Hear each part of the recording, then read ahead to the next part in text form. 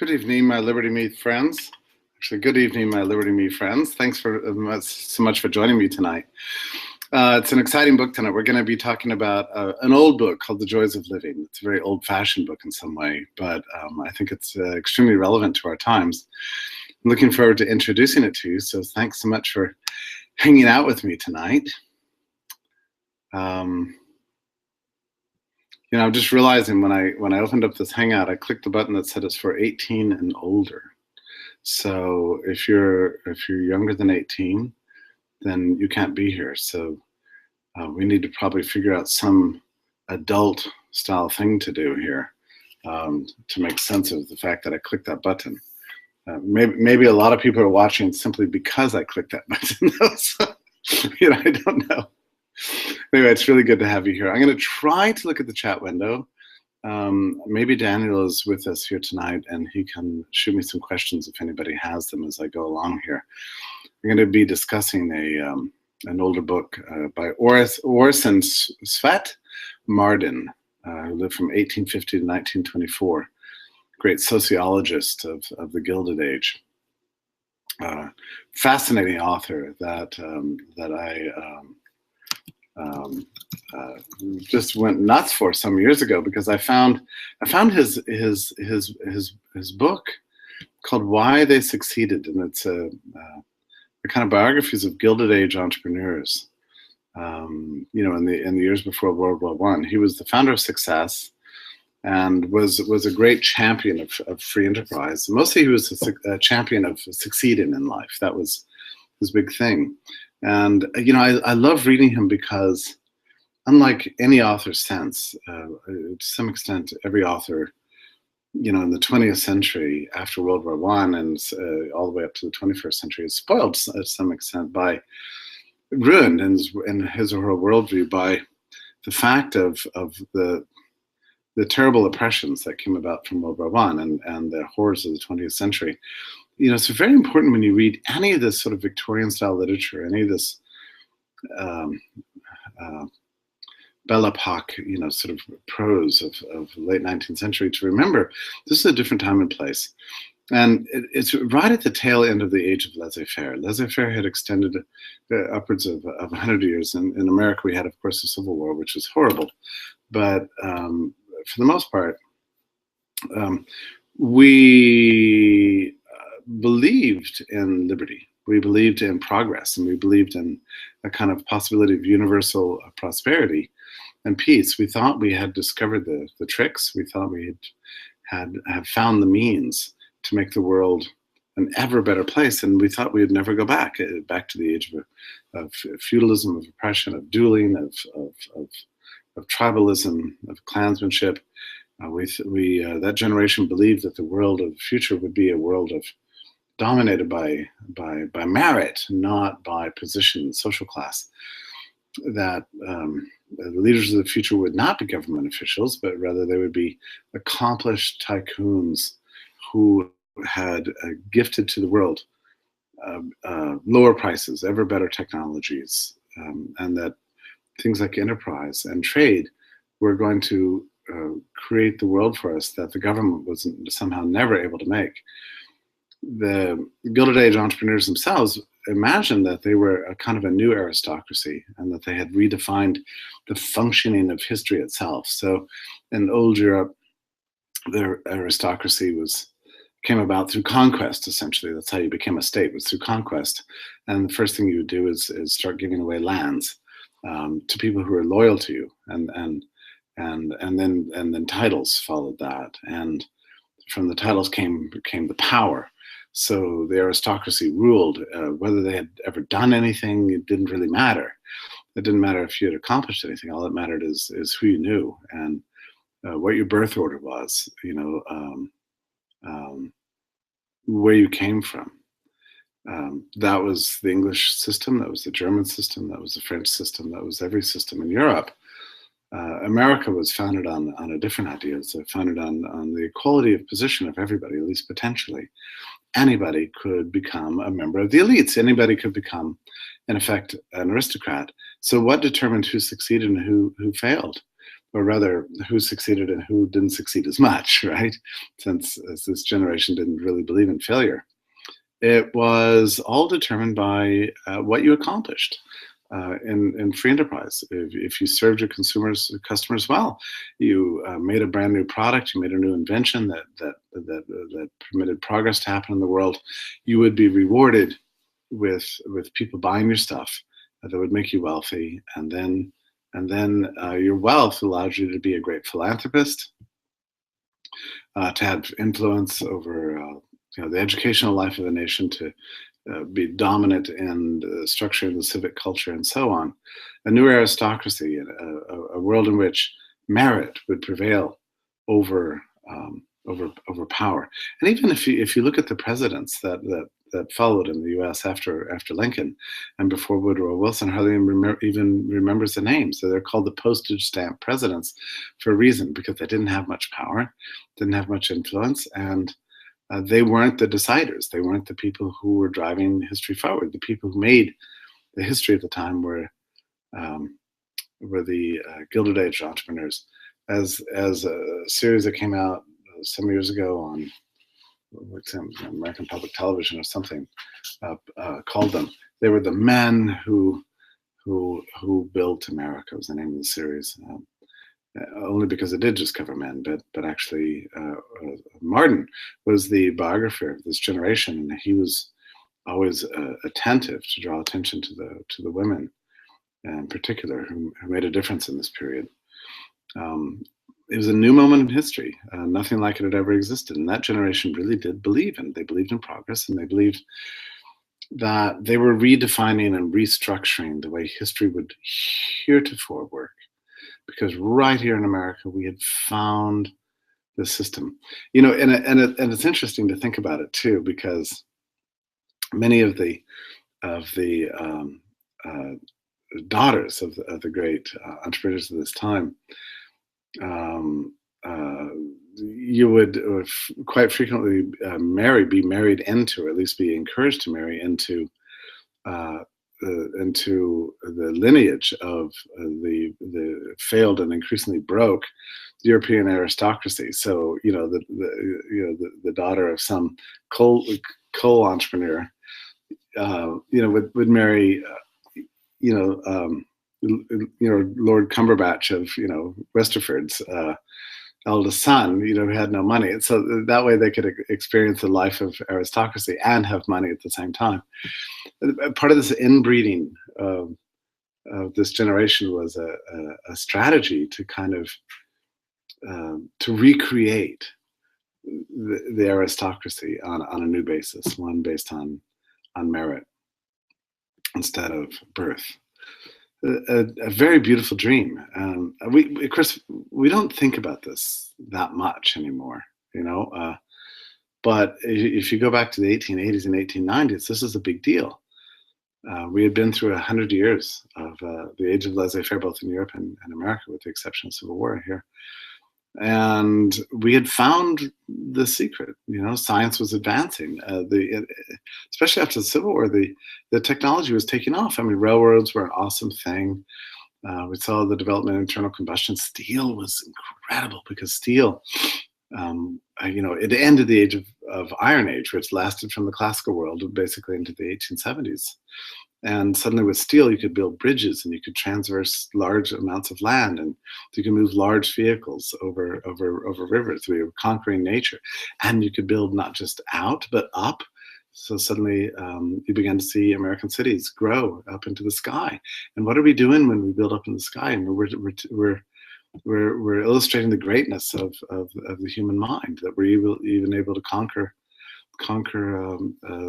space, like that. And then of course flight just seemed to confirm it. People sometimes treat this generation as being old-fashioned and stodgy, and to some extent, they developed their own forms of stodginess, as the years went by. By the 1910s or so, mothers were all trying to keep their daughters at home, to inherit take over the social calendar of the house and so on. But But at least in the 1880s, they were very much a progressive generation. I mean, this is the generation that was first to put electricity in their homes and to have hot and cold running water inside. And putting electricity in your home was a very edgy thing. I mean, people would warn about coming fires, but no, this generation believed in progress, and they thought whatever kind of mistakes they could make, they could always be overcome, and the next iteration would be better than the last. Science was progressing. So the beautiful thing about reading any of this man's works, and he wrote, I don't know, 20 books or something like that, is that you can get a sample of what it was, of this mentality and this outlook on life. Profoundly optimistic, hugely dedicated to personal character as a life strategy, a belief that there were no barriers in the world too high that could not be overcome through hard work, intelligence, persistence, honesty, honest dealings, enterprising spirit. And Orson Swett Marden was the author of that ideology, which he drew from his extensive interviews with people that he did through all his years as the editor of Success magazine. I admire him very, very much. This is one of his last books. It was published in 1913, I think very significantly because the war had broken out. The dream of the 1890s, the vision of a world of peace and prosperity had already begun to collapse. And we began to see the dawn of this 20th century, which would be a very different realization of these hopes and these dreams that would all be sort of trashed against the rocks. So this is his last book, and the book is very interesting because it's called The Joys of Living. He wants to reach deep into the psychology of the human person and find out the things that cause us to succeed versus the things that cause us to fail. And his intuition is that it really doesn't have anything to do with the conditions of life that are around us. We're no more or less likely to succeed or fail because of the institutions in which we live. There's always, in all times and all places, in his view, an opportunity to be joyful and to find and to happiness all around you, and to succeed by overcoming the barriers, whether they be natural, artificial, consequence of your birth, whatever. There's no barrier too high that you can't overcome. Here's why I think this book is so important. I remember the first time I picked it up and began to read it because it's a little bit like the one I covered last week. Henry Hazlitt's book on the way to willpower. It's what you might call a self-help book, but I like this book because it's not just strictly psychology. It's about how to look around the world and find the beauty all around you, and not take anything for granted, but to be thrilled and inspired by the productivity and miracles that are in your presence. When I first read it, it spoke to me very deeply because I sort of had inadvertently adopted this philosophy myself, which I think every free enterprise person should adopt. And I hadn't really understood that I had until I began to read this, and I thought, oh my goodness, I feel like I'm really identifying with this guy. He lived 10 years after he wrote this book, but I think this might have been his last book. He said that he wrote that the greatest discovery of the time of the late 19th century was not technology. It wasn't flight. It wasn't internal combustion. It was a philosophy, and it's a philosophy that the human mind is the single most productive resource on the planet. It's more powerful than all the natural resources or man-made machinery. It's the human mind itself that's the source of progress and prosperity. And it took humankind several millennia to discover this, that it wasn't in what you owned that made you likely to succeed or made you wealthy, but in what you believed. That was the decisive thing in your life. the age of laissez-faire had discovered that previous generations had been trapped by fate, by class, social position, or all these forces that are more powerful than they. But the generation of the Belle Epoque saw the truth that nothing could contain an idea. And that's why there's so many great men and women around that believed in and acted upon these ideas. Madsen became a kind of a philosopher of so many. He was a personal philosopher, I guess you could say, of Henry Ford and Thomas Edison, Harvey Firestone, J.P. Morgan. You can kind of go through the list. So why do I think this book, and I'm going to talk about more about some of his secrets to what he thinks are the secrets to success in life. Why do I think this is an important book for libertarians? Well, I think it has something to do with, and I've found myself increasingly intrigued by this topic. What happens to your state of mind once you discover the truth of human liberty, and actually more powerfully and much more dangerously, discover the destructive effects of the state? It's what we sometimes call waking up. You're awestruck at what liberty has created in the world, dug us out of a state of nature, fed the planet, brought us double, triple, quadruple the lifespans of ages past, supported massive amount of population that would have been inconceivable to support in ages past, created new innovations to make our lives better. And when you realize the source of all this is human liberty, you're awestruck. But then there's the next stage when you become increasingly aware of the state and what it does to diminish liberty and to take away opportunity and impoverish the world and bring about war,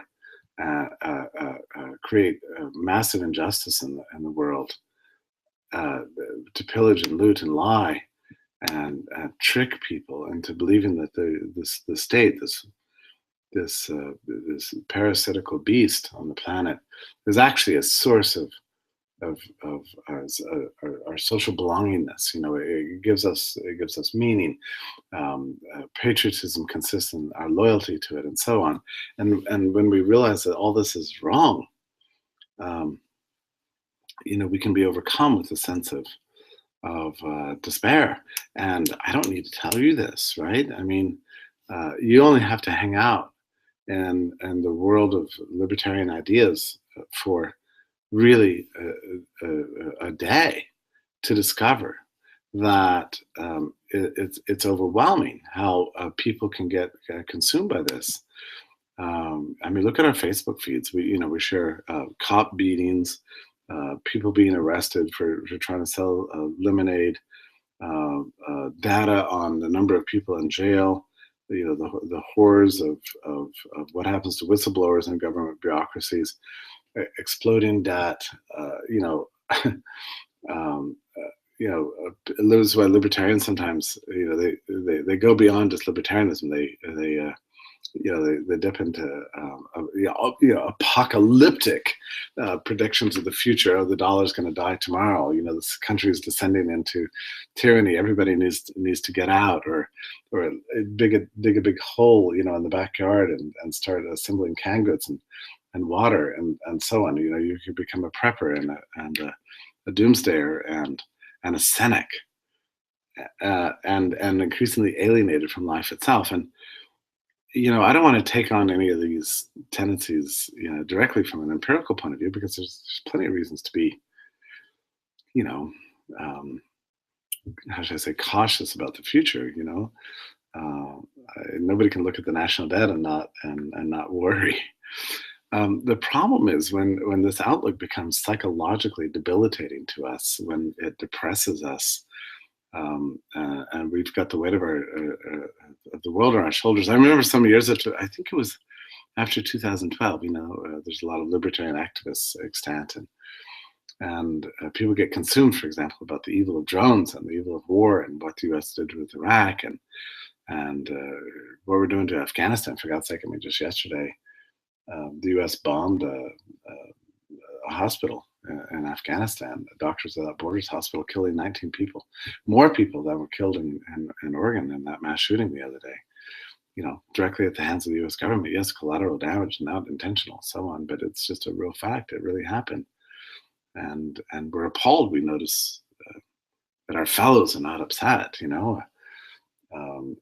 Tonight, instead of seething about that, most people sat down and watched the Packers game and drank beer with their friends. uh, uh, and we wonder what would happen if people were equally as angry as we are. Could we change the system? And maybe the reason the system isn't changing is that my friends aren't mad enough, and I'll do my best to make them mad. But then when they stop wanting to be around me because I'm a depressing, ghastly person, then I feel like I have to take on their absence of anger. I have to make it. I have to make it my own. I have to get angry enough for uh, everybody around me, and that will help accomplish the goal. And so you end up sacrificing all your joy and your happiness in life for this cause of liberty. And then you discover one day that no matter how angry you get and how many articles you write and how many signs you put out in your front yard or on your bumper sticker, how many blogs you post or how many memes you share, you still aren't making a difference. Then you begin to feel powerless, and then your life it seems to be without value, without direction, and you've gutted yourself. You wake up one day and the joy is gone, and yet the hours are ticking by, and you are getting older, and time is inexorably moving towards the last days for you on earth, the one life you have to live, and then you're dead, and you die unhappy. I think that's a regrettable story, and I don't think it should be inevitable. Um, I don't think libertarians have that obligation. For one thing, it doesn't help improve the world. It just doesn't. It doesn't make your anger is not making the world a freer place. Your loathing of the state is not making it go away.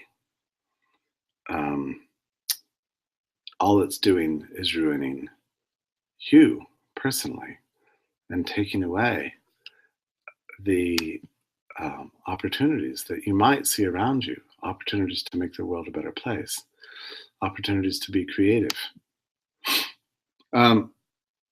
Just by way of illustration, I was just at the offices of Uber in San Francisco, and it was an extraordinary experience. I can just tell you, it was awesome to go into a room where there's a low hum punctuated by a kind of a symphony of tiny clicks on keyboards, and young people all over the place with maps, pulling them up and communicating with instant messaging with people all around the world, and maps of drivers and things moving, and hundreds and really thousands of people sitting and doing this quietly with smiles on their faces, talking softly.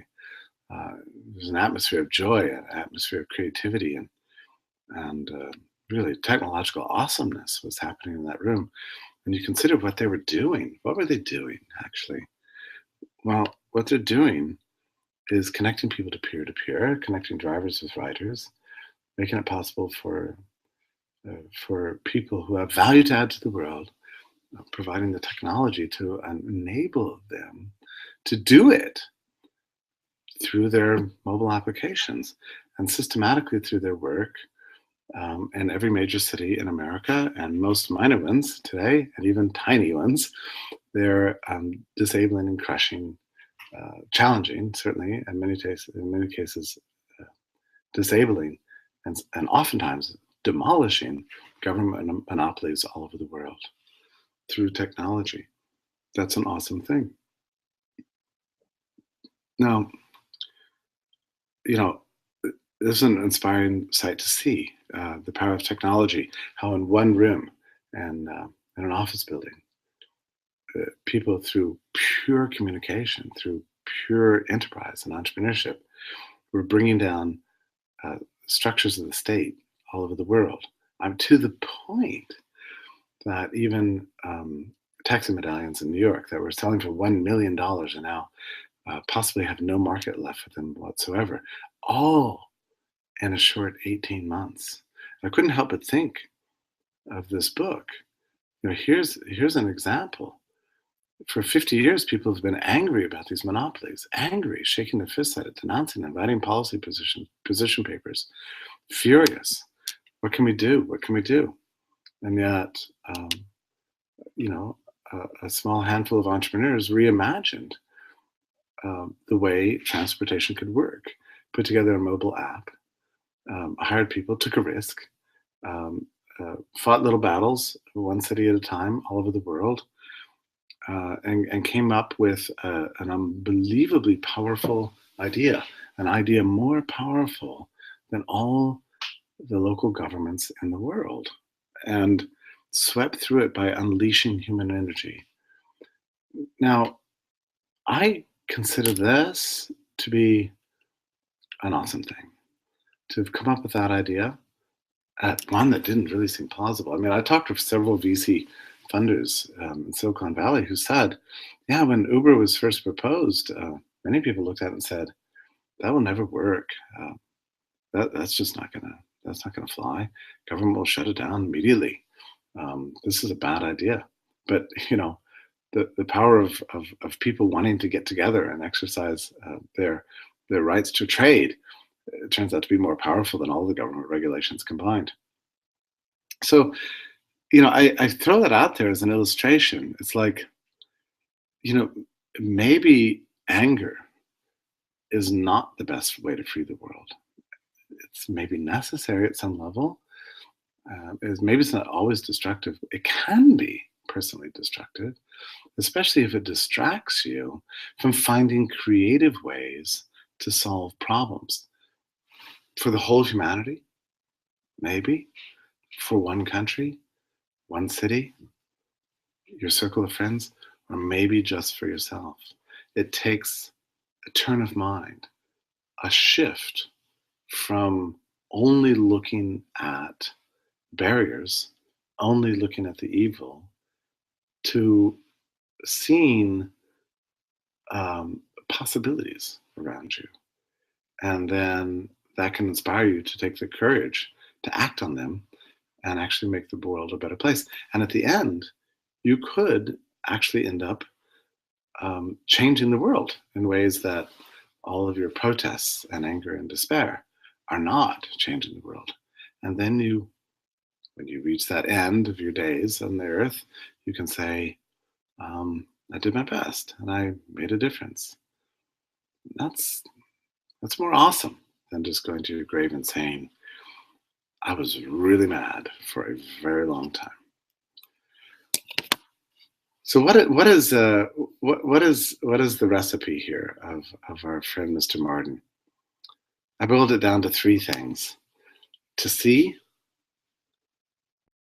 to emulate, and to act. It's the way to find joy. And to his way of thinking, there's no circumstances in the world in which this is not possible. To see possibilities, to see beautiful things, to see unleashed human potential, to see wonderful things in the world, to see good things happening, to copy those things, to emulate them, and make them part of your own life, and then to act on your newfound knowledge and ambitions. This, to Martin, is the secret to a joyful life. The source of joy is all around us, but we have to see it. We have to seek it out and see it, embrace it, and then expand upon it. This is what encapsulates the capitalist spirit of his time and ours. So he has a number of values. By the way, and nowhere in this book does he talk about storming Washington. We're agitating for our rulers to overthrow themselves. It's never going to happen. You know, they've got the power. They don't want to give it up. Sending institutions into upheaval or agitating for social-wide transformation, and he doesn't talk about that. He speaks only to the individual, what you in your own life can do, where you are right now. He tells you what you can do in your time right now, where you are, to bring happiness to your life. And his way of thinking, the social and political change comes after that as an effect, only after we've dug deep and looked all around us and found the ways in which we can change our own world. So his values are these: work. This man loves work. Like Henry has it last week, the term workaholic is not known to him. I mean, there's no downside to working more. Work is our way of bringing value to the world. It's a way of finding value within ourselves and living the fullest possible life. We should never look down on work. We should always welcome the opportunities to work and never stop. Always, from the morning, from when we wake up to when we go to bed, we should turn work into a joy, not a disutility, but something that brings us joy. Creativity, which is seeing things that don't yet exist, and being patient with our brains and figuring out ways to be ever more creative, to think of things in a new and fresh way that we haven't thought of before. To seek out joy, be around others who are joyful, bring joy to other people, to feel happiness, and not be afraid to be happy. We find ourselves despairing. Just put it on a shelf and instead find ways to be happy and bring happiness to others. I've had friends of mine move to new communities and tell me that I had a friend who moved to a new community and he was depressed because he couldn't really make friends, and felt himself sort of withdrawing all the time, shy. Like me, I'm shy. I understand this, but I'm good at giving advice, right? So I said, why don't you do this? Why don't you just become the person in your community who's good at seeing happy things, discovering beautiful things. Too often, communities are knit together by things they don't like. And all it takes is one person to change the tenor and tone of a social group and start talking about things they like. And it's a little bit of a shock, and you will find that people are drawn to you. Like, well, that really lifted my spirits. So are there any other things you like? Because I want to like those things too. You can change a whole kind of culture. You can try this, by the way. I really do want to get through this book, but I have to quickly tell you this story. There's probably some of you have heard it before, but I'm always intrigued by it because I go to a lot of conferences and a lot of dinners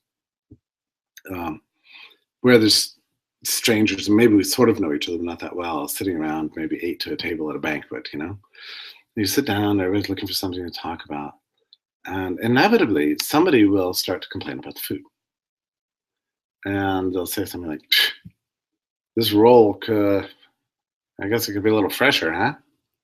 I'm like, yeah. And then this starts it, right? And then it's like, yeah, boy, you're gonna be careful with my filling on this thing. And then it's gonna be like, oh God, this is all the salad dressing we have. It's always Thousand Island. Why is it always Thousand Island? How about some plain oil and vinegar? And once people start to complain, then they can actually talk and communicate with each other, which is what they want to do. But the basis on which they communicate and talk is oftentimes about the things they hate. And I was struck by this because it happened like the 5th time. I was like, this table is kind of depressing. I mean, we're going to sit around and complain about this all the time. So the next time I went to a dinner party like this, I decided I would set out to change this. So I broke the ice of the table by praising the roll and going, isn't this roll just awesome? This is really good. I can't get bread like this where I am, And isn't it great to think that this roll is just presented to us? And at one time it was just growing in the fields, with wheat, and all the people that were involved that brought it from the wheat fields, to put it into this little bun, to land on my table. I mean, that just inspires me. You say something like this, and suddenly people are like, huh, that's really interesting. Somebody said something actually interesting and fun and happy. And it'll change the tone and feel of the group. I mean, you can cause like a little bit of social uplift, even in a small setting like that, just by talking about good things instead of dreadful things. It's actually, you should try it. It's amazing. People will be shocked, but it's fun. Okay, just moving on through the values that Martin talks about. The next one is to let go of the past, and I've been intrigued by this one because Martin in no sense was a conservative. He thought the most important thing was just to forget your regrets, to let go of the past, let bygones be bygones. Whatever hatred you have, whatever kind of sack of resentments you're dragging with you from things that didn't go well in the past, people who screwed you over in the past, that you want to get back at, regrets, things you did wrong, embarrassments. From Martin's point of view, these are absolutely debilitating. You can't ever look back at mistakes. You can learn from them, but sitting around regretting them is a terrible idea, because there's absolutely nothing you can do to change them. You know the past really well, and you know everything that went wrong. So it's easy to kind of dwell on this data that's so certain to you. What we don't see so easily is the beautiful fact that the future is yet to be created, and yet it's an open template for us to control, for us to act, to speculate and dream and realize our dreams. So instead of looking at all this back data and going, oh, that's terrible, why don't we look forward and say, well, look at the awesome possibilities. I can learn from what I did in the past, but I can do wonderful things tomorrow. And there's absolutely no day in which that's not true. So why would you spend even 1 minute looking back? Live in the present, think about the future. Another thing he says is never feel fear. For Martin, fear is the great debilitating human emotion. To sit around and worry and rub your hands together and think about things that could go wrong, or people who are oppressing you, or your enemies who are out to kill you, eventualities that may or may not be realized. And you imagine the worst possible thing. We've all felt it, right? We all know what that's like to persist in the feeling of fear. It's the enemy of creativity. It drives away hope. It drives away happiness. It drives away creativity, and it dooms our future. If you're ever in a situation where you feel fear, says Martin, get away from it. Throw it away. Get away from that person. Get away from that situation. Stop feeling that. It's the least productive human emotion. Martin also suggests loyalty as a great benefit of a joyful life. Loyalty in the sense of friendship. Like, always remember people who have done wonderful things for you. Never betray them. Never forget the favors that others have done for you, and cultivate your friendships always. You never know when at some point in the future they'll come back around to you. I know that myself in my own life, I find myself drawing on friendships that I cultivated, like my sophomore year in college. I mean, very young, just small encounters that were pleasant and wonderful. People that did me a good turn, that I maintained good relationships with. Now, all these years later, suddenly I find myself drawing from that well of capital that has grown over the years into something that I can use for making a better future. Kind of loyalty and friendship is a very good thing. Martin suggests, and this goes back to a point I made earlier, to always spread good cheer. Now, it can be annoying when people are always spreading good cheer. Sometimes you just want to say, well, you should shut up. But I can tell you, it's a much better error than spreading gloom and doom all the time, which can be habitual, even, it can be addictive. To be down in the dumps and to complain, I think, is a kind of an addiction. Have you ever known anybody with an addiction to complaining? It's unbelievable. It's like they started and they began to feed off whatever mental chemicals are generated in the mind through complaining and looking at the downside of everything, and it becomes like the way they function. I wonder if you've ever known anybody. I've actually known people like this, who seem to have like this inability to function without complaining about other people, complaining about themselves, complaining about their health, complaining about the people they don't like, passing on gossip, unflattering information about other people, just nonstop. Becomes like an addiction. I mean, how can you be happy under those conditions? This is no way to live. It's terrible. He suggests always looking past obstacles. There's never a time when we don't face obstacles. Most of our obstacles we face in life today are legal obstacles. That wasn't true in the past. On the other hand, there were other forms of obstacles. The weather was horrible. The ability to get things to eat. Disease, what an obstacle. Arbitrary death. So many horrible obstacles in the past that generation of the late 19th century worked to overcome. All of our ancestors overcame them. Much more difficult obstacles than we face now. We don't face any of those same obstacles now. We've learned to control disease. We protect ourselves against the weather. We have enough to eat. So many of life's uncertainties have been smoothed out for us, but we face other forms of obstacles, mostly legal obstacles, terrible licensing regulations and minimum wages and wage restrictions and drinking laws and high entry costs to starting businesses and so on. But we have to look past the obstacles, work past the obstacles in every age, in all times. It's not just our time. We are not uniquely debilitated. In fact, we probably have more opportunities in our time than any generation in the past. Another piece of advice he says is to always be kind to others. And I think it's a simple point. How many times have we been told this in our lives? But how often do we practice it really? To be genuinely kind to others? Politics encourages us exactly the opposite way. We're always encouraged to look for enemies, find out who's screwing us over, who we have to be suspicious of, who's trying to steal my stuff, who's trying to rob me of my future, who's the bad guy in my presence. This is not a prescription for living a happy life. Being kind to others not only brings others good cheer, makes their lives better, but it actually makes you happy too. If you haven't tried it in a while, give it a try. You'll see. Martin strongly emphasizes staying out of debt. Debt is a very strange form of slavery. If you're in debt, you never sleep as well. You can never get ahead. The money you make is not really yours. It really belongs to somebody else. You're living ahead of where you are materially, where you should be. And it's the surest way to wreck a life. To find yourself in debt, a little more in debt, a little more in debt, and it piles up, 6 months, a year, 2 years.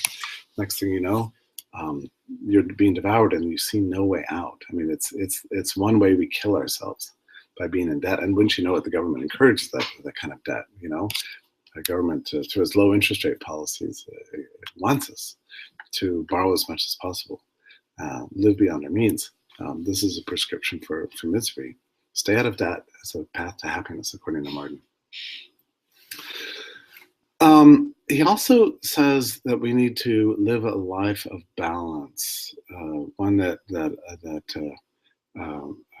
weighs equally the need for material wealth and money and the need for beauty around us. And I get this.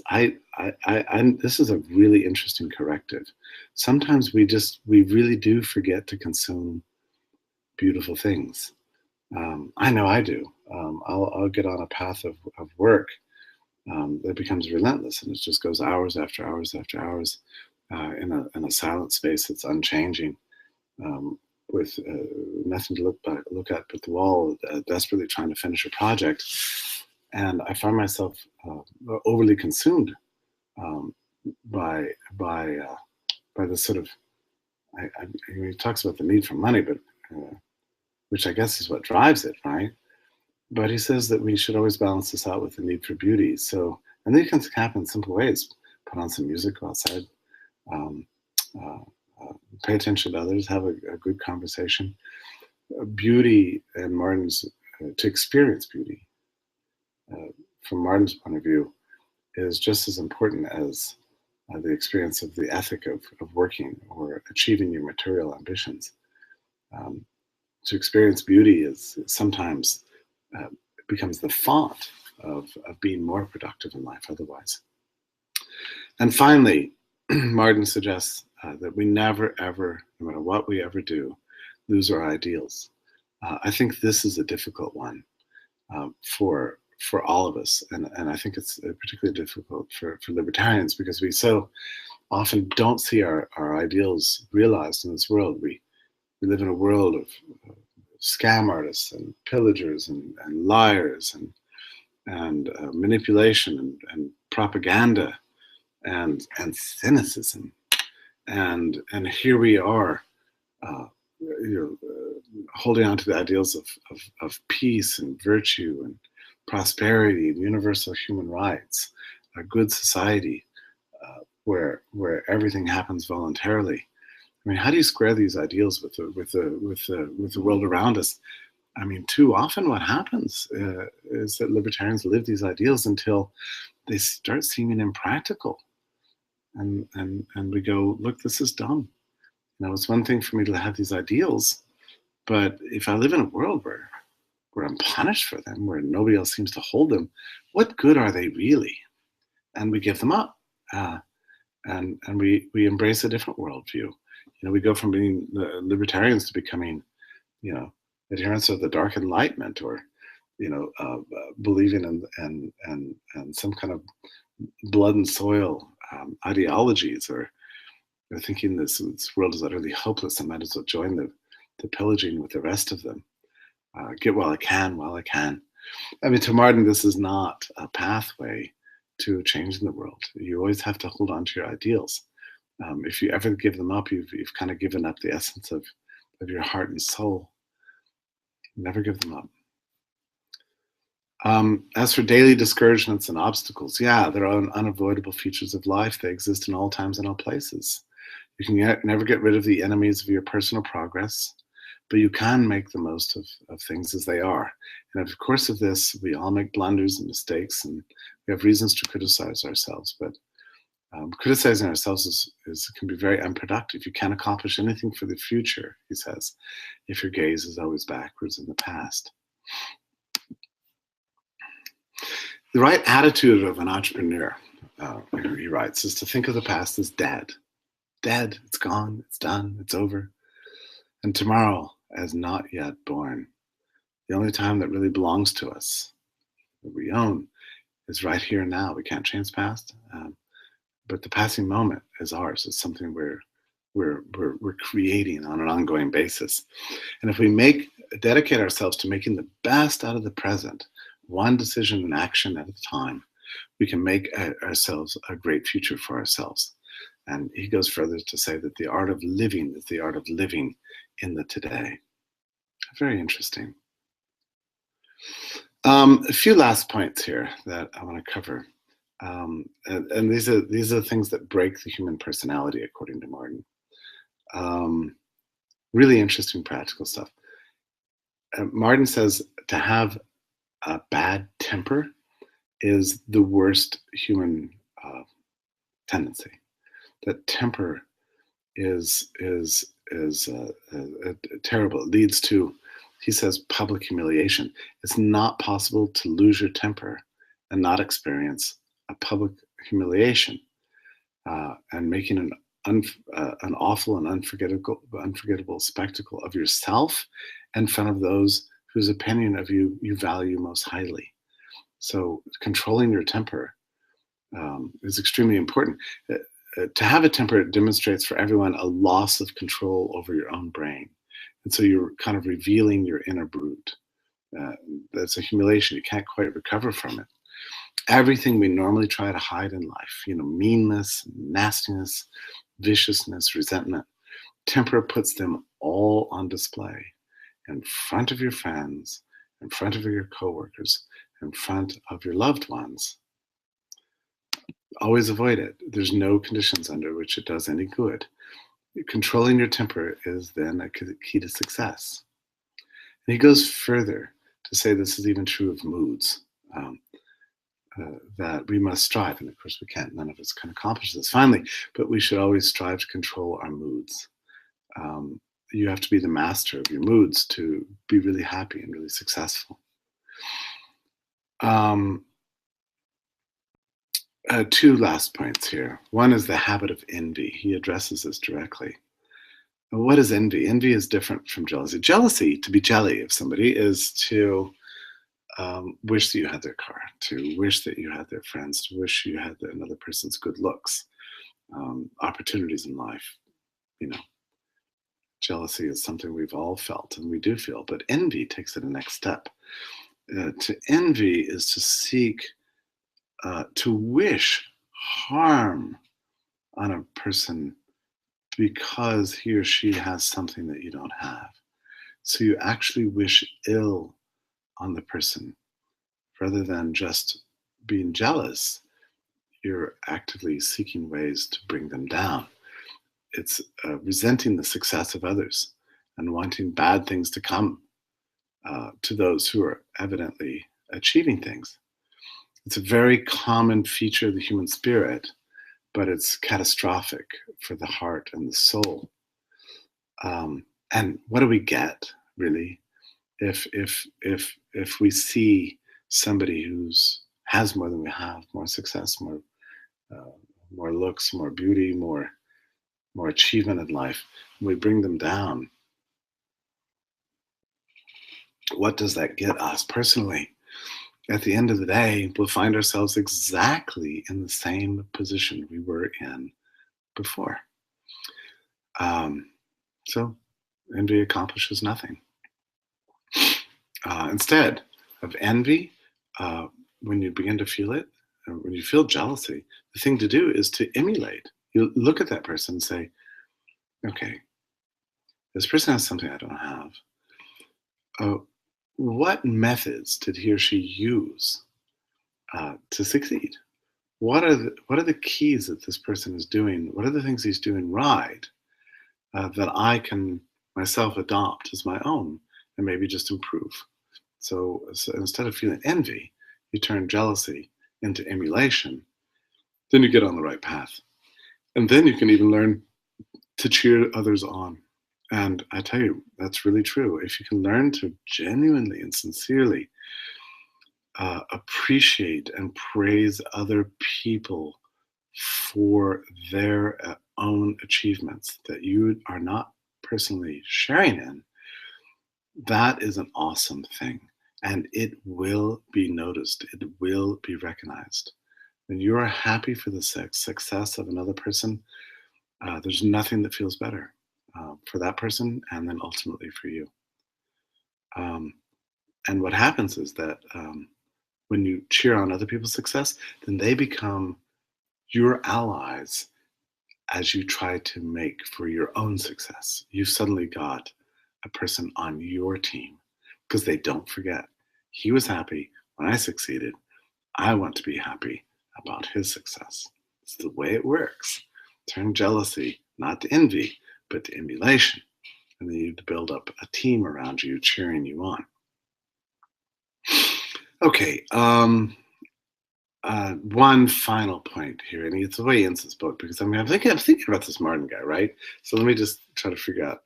He died in 1924. He was born in 1850, so he's writing this at the age of 63, which now doesn't sound that old, but 1913, I was really getting up there, right? So he has some really interesting advice, and I copied it down here because I think he of all people would um, have something interesting to say about the subject of old age. And he says this. He says, strong advice for old age: never stop learning. Never stop extracting information from those around you. Find out who knows stuff. You know, ask them about it. Learn from them. Never stop trying to improve your life. Never stop trying to have a better life.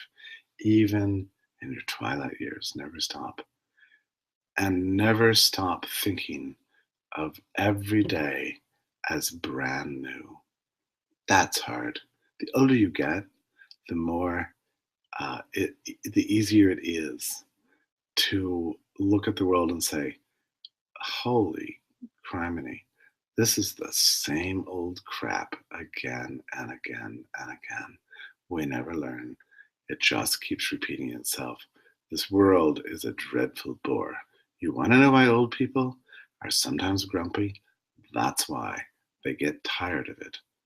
They get tired of the absence of improvement and the repetition of evil and fallacy and error and ignorance and stupidity. It gets boring. Martin says that's a path to unhappiness, and every day on this world is a gift. So every day deserves to be joyful. So you must always remember that every day in this world is brand new and offers new opportunities, new chances for new forms of self-improvement, um, and for the world to flourish in an ever better way. Every day is brand new. Nothing is determined. We create our futures. These are the keys, he says. These habits are the key to retaining youth even until your last breath. So someday I want to clip that and put that somewhere, and when I'm my last days on earth, I want to be able to read Martin and recall these words. I think they're really powerful. Let me finish up here with just a few choice quotations I like from this book. Books make it possible for every person born into the world to begin where the previous generation left off. That's nice, isn't it? I really like that. Man was made for growth, to realize poise of mind, peace, satisfaction. It is the object, the explanation of his being, to have an ambition, to grow larger and broader every day, to push the horizon of one's ignorance a little further away, to become a little richer in knowledge, a little wiser, more of a man. That is an ambition worthwhile. A couple other final quotes. Do not flatter yourself that you can be really happy unless you are really useful. Happiness and usefulness were born twins. To separate them is fatal. Isn't he a good writer? The greatest conqueror of any age is a cheerful, hopeful, and loving spirit.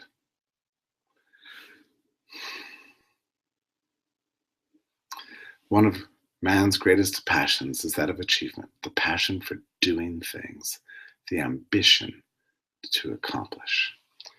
Well, anyway, that's my introduction to Orison Swett, Martin.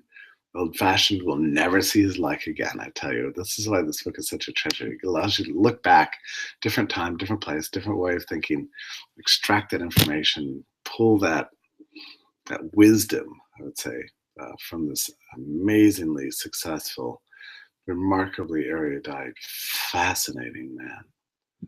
Thanks for spending the evening with me. This hour went by so quickly. I don't know how it happens. There's so much more I wanted to talk to you about, but we're just going to leave it there. Thank you for being a member of Liberty.me and enjoying and being on this journey that we're all on to make the world a better place. All the best to you. Take care, my friends. Night, night.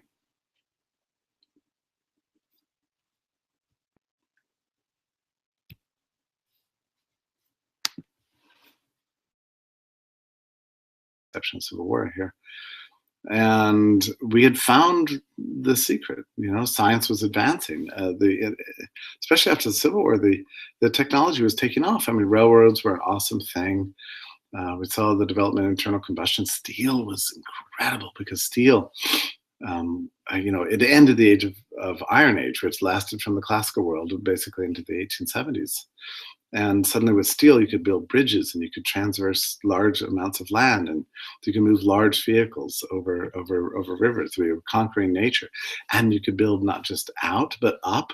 So suddenly you began to see American cities grow up into the sky.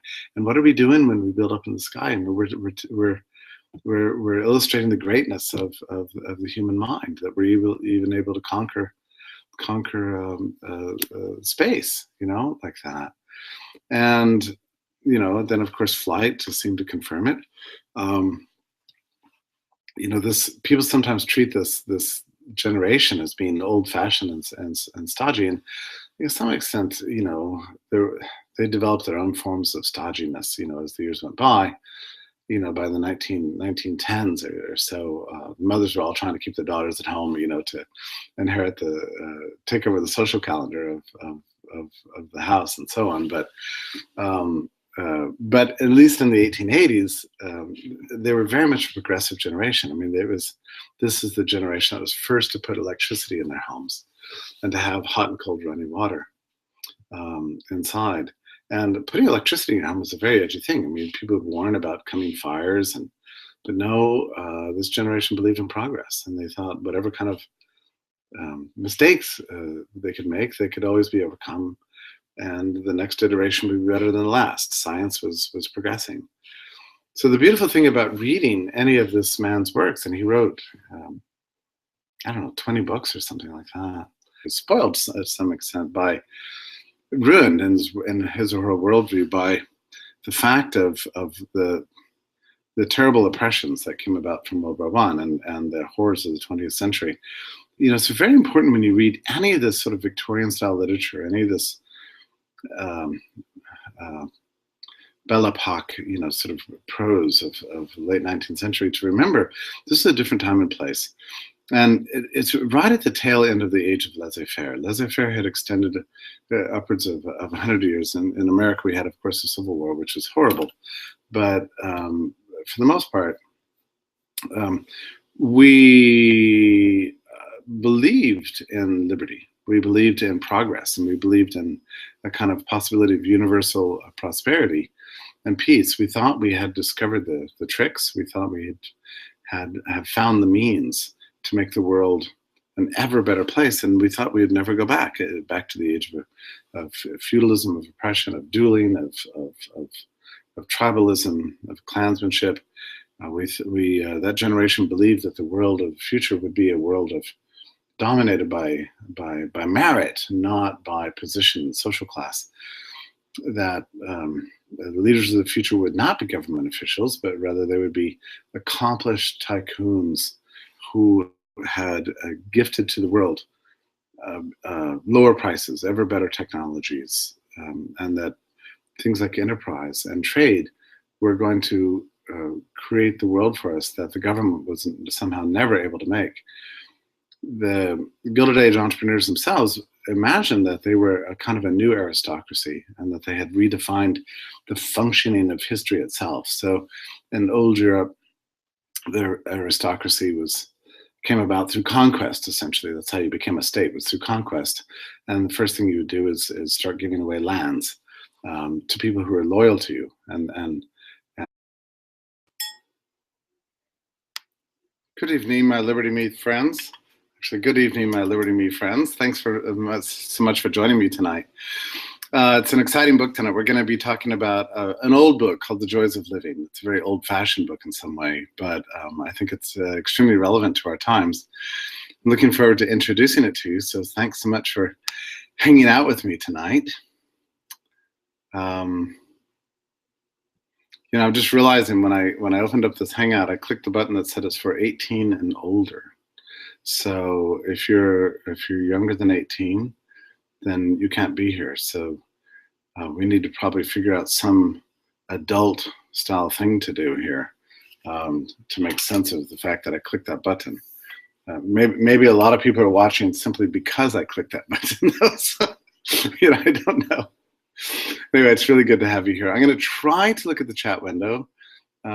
Maybe Daniel is with us here tonight, and he can shoot me some questions if anybody has them as I go along here. We're going to be discussing an older book by Orson Swett Marden, who lived from 1850 to 1924. Great sociologist of the Gilded Age. Fascinating author that I just went nuts for some years ago, because I found his book called Why They Succeeded, and it's a kind of biographies of Gilded Age entrepreneurs. In the years before World War One, he was the founder of Success, and was a great champion of free enterprise. Mostly, he was a champion of succeeding in life. That was his big thing. And I love reading him because, unlike any author since, to some extent, every author, in the 20th century, after World War One, and all the way up to the 21st century, and then titles followed that, and from the titles came the power. So the aristocracy ruled. Whether they had ever done anything, it didn't really matter. It didn't matter if you had accomplished anything. All that mattered is who you knew, and what your birth order was. Where you came from. That was the English system. That was the German system. That was the French system. That was every system in Europe. America was founded on a different idea. It's founded on the equality of position of everybody, at least potentially.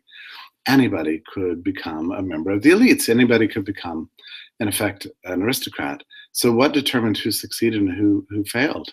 Or rather, who succeeded and who didn't succeed as much, right? Since this generation didn't really believe in failure.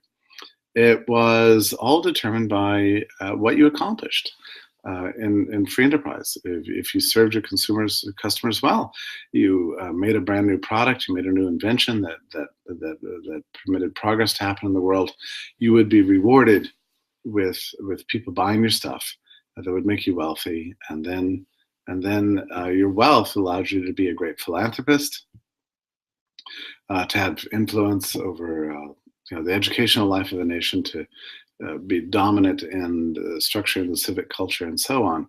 A new aristocracy, a world in which merit would prevail over power.